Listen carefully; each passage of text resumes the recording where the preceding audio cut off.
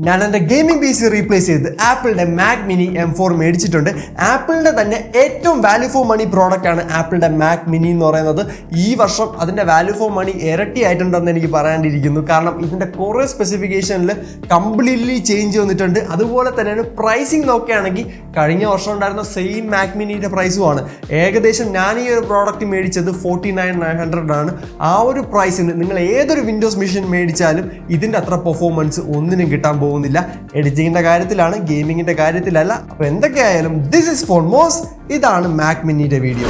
അപ്പോൾ ഈ ഒരു കുട്ടി ബോക്സിലാണ് നമുക്ക് മാക് മിനി കിട്ടിയിട്ടുള്ളത്. ബോക്സിനകത്ത് വേറൊന്നുമില്ല, നമുക്ക് മാക് മിനി കിട്ടുന്നുണ്ട്. അതുപോലെ തന്നെയാണ് ഇതിന്റെ ഒരു പവർ കേബിൾ കിട്ടുന്നുണ്ട്. പിന്നെ ഡോക്യുമെന്റേഷൻ ആണ് നമുക്ക് ഇവിടെ കിട്ടുന്നത്. ഇതിന്റെ ഡോക്യുമെന്റേഷനിൽ ചെറിയ രീതിയിലുള്ള ബ്ലാക്ക് സ്മഡ്ജ് ഞാൻ കണ്ടായിരുന്നു. അതും ഒരു ആപ്പിളിന്റെ പ്രോഡക്റ്റ് നിന്ന് കിട്ടുക എന്ന് പറയുന്നത് ഞാനൊട്ടും എക്സ്പെക്ട് ചെയ്തില്ല. പക്ഷെ ഇങ്ങനെ ഒരു സ്മഡ്ജ് അവിടെ ഞാൻ കണ്ടായിരുന്നു. അതല്ലാതെ പ്രോഡക്റ്റിനൊന്നും വേറെ ഇഷ്യൂസ് ഇല്ല. അപ്പൊ മാക് മിനിയെ പറ്റി പറയാനാണെങ്കിൽ 2005 ഈ ഒരു മാക് മിനി എന്ന് പറയുന്ന ഒരു കോൺസെപ്റ്റ് കൊണ്ടുവന്നിട്ടുണ്ടായിരുന്നത്. അപ്പോൾ Steve jobs Mac mini launch ചെയ്തപ്പോൾ ഒരു പോയിന്റ് പറഞ്ഞിട്ടുണ്ടായിരുന്നു. ഈ ഒരു പ്രോഡക്റ്റ് എന്ന് പറയുന്നത് BYODKM എന്ന് പറയുന്ന പ്രോഡക്റ്റ് ആണ്. അതായത് bring your own display keyboard mouse എന്നാണ്. അപ്പോൾ ഈ ഒരു പ്രോഡക്റ്റിന്റെ കൂടെ നമുക്ക് മാക് മിനി മാത്രമേ കിട്ടുന്നുള്ളൂ. നമുക്കൊരു ഡിസ്പ്ലേ, ഒരു കീബോർഡ്, ഒരു മൗസ് എല്ലാം ആവശ്യം വരുന്നുണ്ട്.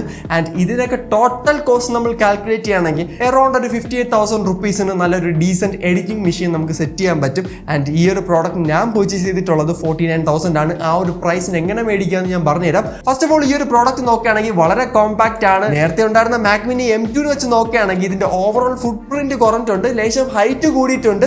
എന്നാൽ സൈസിൽ നോക്കുകയാണെങ്കിൽ നല്ല രീതിയിൽ ഇത് ചെറുതായിട്ടുണ്ട്. ഇതിന്റെ സൈസ് ഏകദേശം എൻ്റെ ഫോണൊക്കെ വെച്ച് നോക്കുകയാണെങ്കിൽ ഏകദേശം ഒരു ഐഡിയ കിട്ടുന്നതാണ്. അത്ര വലുതൊന്നുമല്ല ഈ ഒരു പ്രോഡക്റ്റ്, വളരെ ചെറുതാണ്. മാക് സ്റ്റുഡിയോ എന്ന് പറയുന്ന പ്രോഡക്റ്റ് ഉണ്ട് ആപ്പിളിന്റെ, അതിന്റെ ഒരു ചെറിയ മിനിയേച്ചർ വെർഷൻ ആയിട്ടാണ് എനിക്ക് ഇത് കാണുമ്പോൾ ഓർമ്മ വരുന്നത്. പിന്നെ ഇതിന്റെ ടോപ്പും സൈഡും ഒക്കെ അലുമിനിയമാണ്. അലുമിനിയത്തിന്റെ യൂണി ബോഡി ഡിസൈൻ ആണ് ഇവിടെ കൊടുത്തിട്ടുള്ളത്. നല്ല പ്രീമിയം ഫിനിഷ് തരുന്നുണ്ട്. എന്നാൽ താഴെ നോക്കുകയാണെങ്കിൽ നമുക്ക് അവിടെ പ്ലാസ്റ്റിക് ആണ്. അത് അത്യാവശ്യം സ്മഡ്ജസ് ഒക്കെ ക്യാപ്ചർ ചെയ്യുന്നുണ്ട്. പിന്നെ ഈ ഒരു ഡിവൈസ് എന്ന് പറയുന്നത് ഒരു സ്ഥലത്ത് ഇങ്ങനെ വയ്ക്കുന്നതുകൊണ്ട് അതും വലിയൊരു ഇഷ്യൂ വരുന്ന ഒരു കേസല്ല. പിന്നെ ഇതിൽ കൊടുത്തിട്ടുള്ള പോർട്സ് നോക്കുകയാണെങ്കിൽ നമുക്ക് ഫ്രണ്ടിൽ 2 Type-C പോർട്ട് കാണാൻ പറ്റും. പിന്നെ ഒരു ഹെഡ്ഫോൺ സ്റ്റാക്കും കൊടുത്തിട്ടുണ്ട്. പിന്നെ ബാക്ക് സൈഡ് നോക്കുകയാണെങ്കിൽ നമുക്ക് 3 Thunderbolt 4 പോർട്ടാണ് കൊടുത്തിട്ടുള്ളത്.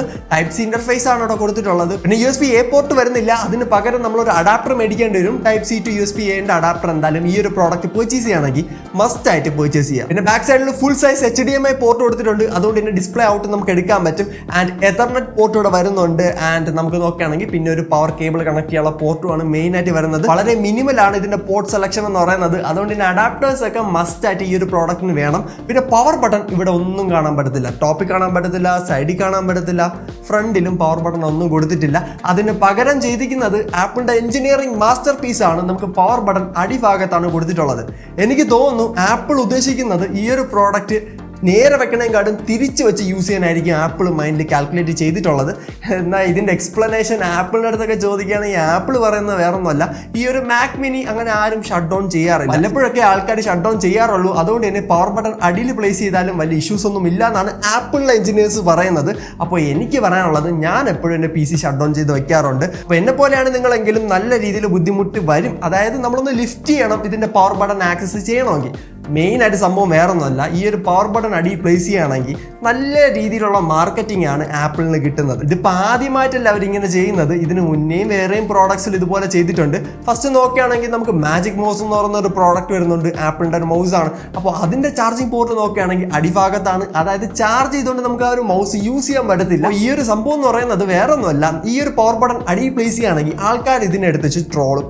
അതുപോലെ തന്നെയാണ് ഇതിനെപ്പറ്റി കുറേ ആൾക്കാർ കംപ്ലൈൻറ്റ് പറയും. അങ്ങനെ നല്ല ഫ്രീ പ്രൊമോഷനാണ് ആപ്പിളിന് ഇപ്പോൾ കിട്ടിക്കൊണ്ടിരിക്കുന്നത്. അതാണ് മെയിൻ പരിപാടി. അപ്പോൾ ഇതൊരു വലിയ പ്രോബ്ലമായിട്ട് ഞാൻ പറയുന്നില്ല. പക്ഷേ ഇതിന്റെ പിന്നിലുള്ള മാസ്റ്റർ മൈൻഡ് എന്ന് പറയുന്നത് നല്ല രീതിയിൽ ഇതിന്റെ പ്രൊമോഷൻ ചെയ്യാൻ വേണ്ടിയാണ്. പിന്നെ ഈ ഒരു പ്രോഡക്റ്റ് എല്ലാവരും പർച്ചേസ് ചെയ്യാൻ വേണ്ടി നോക്കിയിരിക്കുന്ന മെയിൻ പോയിന്റ് എന്ന് പറയുന്നത് ഇതിന്റെ പെർഫോമൻസ് ആണ്.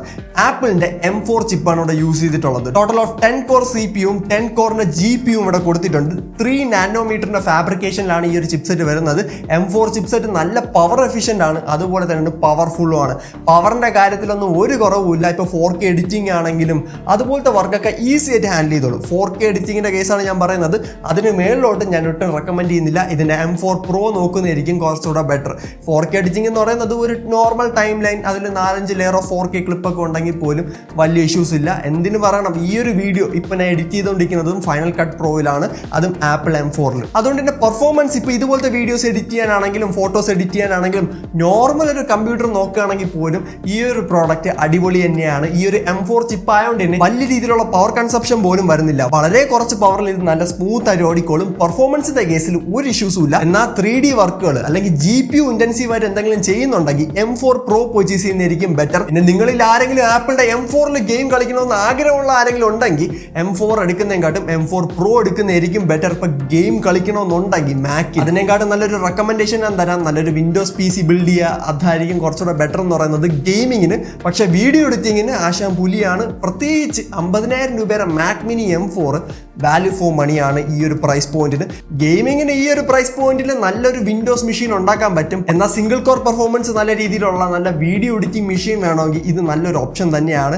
പ്രത്യേകിച്ച് ഈ ഒരു M4 ചിപ്പ് വന്നതുകൊണ്ട് തന്നെ നല്ല രീതിയിലുള്ള ഡ്രാസ്റ്റിക് ഡിഫറൻസ് തന്നെ നമുക്ക് പെർഫോമൻസിൽ കിട്ടുന്നുണ്ട്. പിന്നെ പവർ കൺസപ്ഷന്റെ കാര്യം പറയാനാണെങ്കിലും വളരെ കുറവാണ്. ഇതിന്റെ പവർ സപ്ലൈ എനിക്ക് തോന്നുന്നു ഏകദേശം 150 വാട്ട്സ് മാത്രമാണ് ഈ ഒരു ചെറിയ കുട്ടി പാക്കേജിനകത്ത് വെച്ചിട്ടുള്ളത്. നോർമലി ഒരു PC ബിൽഡ് ചെയ്യാൻ പോവുകയാണെങ്കിൽ മിനിമം 450 വാട്ട്സും 550 വാട്ട്സിന്റെ ഒക്കെ പവർ സപ്ലൈ ആണ് യൂസ് ചെയ്യുന്നത്. അപ്പോൾ അതൊക്കെ വെച്ച് നോക്കുമ്പോൾ ഇതിന്റെ പവർ കൺസപ്ഷൻ വളരെ കുറവാണ്. അതുകൊണ്ട് തന്നെ ഇത് നല്ല എഫിഷ്യന്റ് ആയിട്ട് നല്ല രീതിയിൽ വർക്കും ചെയ്തോളൂ. പിന്നെ ഇതിന്റെ റാം ആൻഡ് സ്റ്റോറേജ്, റാമിന് ഒരു സ്പെഷ്യാലിറ്റി ഉണ്ട്. ഇതിൽ യൂണിഫൈഡ് മെമ്മറിയാണ് വരുന്നത്. 16 GB unified memory base variant ആയിട്ട് വരുന്നുണ്ട്. ഇതിന് എനിക്ക് ഏറ്റവും കൂടുതൽ അപ്രീഷിയേറ്റ് ചെയ്യാനുള്ളത് ആപ്പിൾ ഇന്റലിജൻസിനെയാണ്. ആപ്പിൾ ഇന്റലിജൻസ് വന്നുകൊണ്ടാണ് എല്ലാ മോഡലിലും 16 GB റാം സ്റ്റാൻഡേർഡ് ആക്കിയിട്ടുള്ളത്. ഇപ്പോൾ ഒഫീഷ്യലി വിൽക്കുന്ന മോഡൽസിന്റെ കാര്യമാണ് പറയുന്നത്. അതായത് മാക്ബുക്കിന്റെ M2 Air, M3 Air, അതുപോലെ ഇപ്പൊ വരുന്ന മാക് മിനീസിനൊക്കെ 16 GB റാം സ്റ്റാൻഡേർഡ് ആണ്. അപ്പോൾ ഈ ഒരു പ്രോഡക്റ്റിന്റെ 16 GB റാം എന്ന് പറയുന്നത് യൂണിഫൈഡ് മെമ്മറിയാണ്, ചിപ്സെറ്റ് ആയിട്ട് ലിങ്ക് ചെയ്ത് വെച്ചിട്ടുണ്ട്. ആൻഡ് ഇത് അപ്ഗ്രേഡ് ചെയ്യാൻ പറ്റത്തില്ല. ഇപ്പോൾ 16 GB മേടിച്ചു കഴിഞ്ഞാൽ 16 GB സ്റ്റക്ക് ആയിരിക്കും. എന്നാൽ കഴിഞ്ഞ വർഷത്തെ പ്രോഡക്റ്റ് വെച്ച് നോക്കുകയാണെങ്കിൽ M2 മാക് മിനിനെയും കാട്ടും ഫാർ ബെറ്റർ ആണ്. കാരണം M2 മാക് മിനി നോക്കുകയാണെങ്കിൽ 8 GB റാം ആയിരുന്നു വന്നുകൊണ്ടിരുന്നത്. ഇപ്പോൾ ആപ്പിൾ ഇന്റലിജൻസ് ഉള്ളതുകൊണ്ട് നമുക്ക് 16 GB റാം കിട്ടുന്നുണ്ട്. പിന്നെ സ്റ്റോറേജിനും ചെറിയ അപ്ഗ്രേഡ് ഉണ്ട്. സ്റ്റോറേജിന്റെ സൈസിന് വ്യത്യാസമില്ല, 256 GB ആണ് കഴിഞ്ഞ വർഷത്തെ മാക് മിനി M2ലും വന്നുകൊണ്ടിരുന്നത്. എന്നാൽ ഈ വർഷം 256 തന്നെയാണ്. എന്നാൽ നാൻഡിന് വ്യത്യാസമുണ്ട്. അതായത് ഈ വർഷം നോക്കുകയാണെങ്കിൽ ഡുവൽ നാൻഡ് ആണ് വരുന്നത്. അതുകൊണ്ട് തന്നെ കുറച്ചുകൂടെ എഫിഷ്യന്റ് ആണ്, ഫാസ്റ്റ് ആണ് കമ്പാരിങ് ടു ഓൾഡർ മോഡൽ. എന്നിരുന്നാലും 512 GB എടുക്കുകയാണെങ്കിൽ കുറച്ചുകൂടെ ബെറ്റർ സ്പീഡ് കിട്ടും. പക്ഷെ 512 GB അപ്ഗ്രേഡ് ചെയ്യണമെങ്കിൽ 20,000 രൂപ എക്സ്ട്രാ കൊടുക്കേണ്ടി വരും. ഈ ഒരു സ്റ്റോറേജ് അപ്ഗ്രേഡ് ചെയ്യുന്നതിനെക്കാട്ടും ബെറ്റർ ഓപ്ഷൻ എന്ന് പറയുന്നത് ഒരു പോർട്ടബിൾ SSD മേടിച്ച് ബാക്കിൽ കണക്ട് ചെയ്ത് വിടുക. അത് മാത്രം ചെയ്താൽ മതി. അതായത് എക്സ്ട്രാ ആയിട്ട് നമ്മൾ ആപ്പിളിൽ നിന്ന് അപ്ഗ്രേഡ് ചെയ്യുകയാണെങ്കിൽ നമുക്ക് 20,000 റുപ്പീസ് കൊടുക്കേണ്ടി വരും. എന്നാൽ ഒരു പോർട്ടബിൾ SSD 1 TB മേടിക്കാൻ വേണ്ടി നമുക്ക് 10,000 റുപ്പീസിന്റെ കോസ്റ്റേ വരുന്നുള്ളൂ.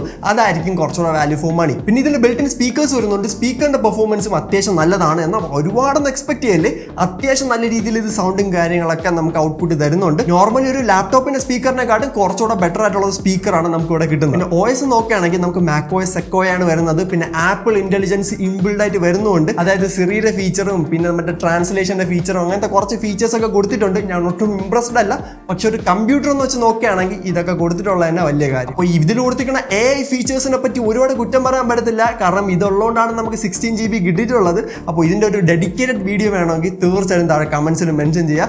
അപ്പോൾ ഈ ഒരു പ്രോഡക്റ്റിന്റെ OSന്റെ ഓവറോൾ സ്മൂത്ത്നെസ് ഒക്കെ നോക്കുകയാണെങ്കിൽ നല്ലതാണ്, അവിടെയൊന്നും ഇഷ്യൂസ് ഇല്ല. അപ്പോൾ ഈ ഒരു പ്രോഡക്റ്റിന്റെ നോർമൽ പ്രൈസിംഗ് നോക്കുകയാണെങ്കിൽ 59,900 റുപ്പീസ് ആണ് നോർമൽ പ്രൈസിംഗ് ആയിട്ട് വരുന്നത്. എന്നാൽ നിങ്ങളൊരു സ്റ്റുഡന്റ് ആണ്, സ്റ്റുഡന്റ് ഐഡി ഒപ്പിക്കാൻ പറ്റുകയാണെങ്കിൽ നമുക്ക് ഈസി ആയിട്ട് 49,900 കിട്ടും. ആ ഒരു പ്രൈസിംഗിന് ഇതൊരു കില്ലർ ഡീലാണ്. അപ്പോൾ ഈ ഒരു പ്രോഡക്റ്റ് പർച്ചേസ് ചെയ്യുന്ന ആരെങ്കിലും ഉണ്ടെങ്കിൽ എങ്ങനെയെങ്കിലും സ്റ്റുഡന്റ് ഐഡി ഒപ്പിച്ച് മേടിക്കാനാണ് ഞാൻ റെക്കമെൻഡ് ചെയ്യുന്നത്. അതുപോലെ തന്നെ ഞാൻ ഇവിടെ കാണിക്കുന്ന ഈ ഒരു സെറ്റപ്പ് ചെയ്യാൻ വേണ്ടി അറൗണ്ട് ഒരു 58,000 റുപ്പീസേ വന്നിട്ടുള്ളൂ. അതിൽ മോണിറ്റർ നോക്കുകയാണെങ്കിൽ നമുക്കൊരു 7,000 റുപ്പീസ് കോസ്റ്റ് വരും. പിന്നെ കീബോർഡ് മൗസും കൂടെ നമുക്കൊരു 1,000 റുപ്പീസും പിന്നെ ഒരു ഹെഡ്സെറ്റ് ഒക്കെ ആഡ് ചെയ്യുകയാണെങ്കിൽ നമുക്കൊരു 1,000 റുപ്പീസ് ആക്സറീസിനും കൊടുക്കുകയാണെങ്കിൽ ടോട്ടൽ നമ്മളൊരു 59,000 അല്ലെങ്കിൽ 58,000 റുപ്പീസ് സ്പെൻഡ് ചെയ്യാൻ പറ്റുകയാണെങ്കിൽ നല്ലൊരു എഡിറ്റിംഗ് മെഷീൻ നമുക്ക് സെറ്റ് ചെയ്യാൻ പറ്റും. ഈ ഒരു വീഡിയോ ഇഷ്ടമായിട്ടുണ്ടെങ്കിൽ തീർച്ചയായിട്ടും നമ്മുടെ ബാക്കിയുള്ള വീഡിയോസ് കൂടെ ചെക്ക് ഔട്ട് ചെയ്ത് നോക്കാം. This is Formos. അടുത്ത വീഡിയോ കാണാം. Good by.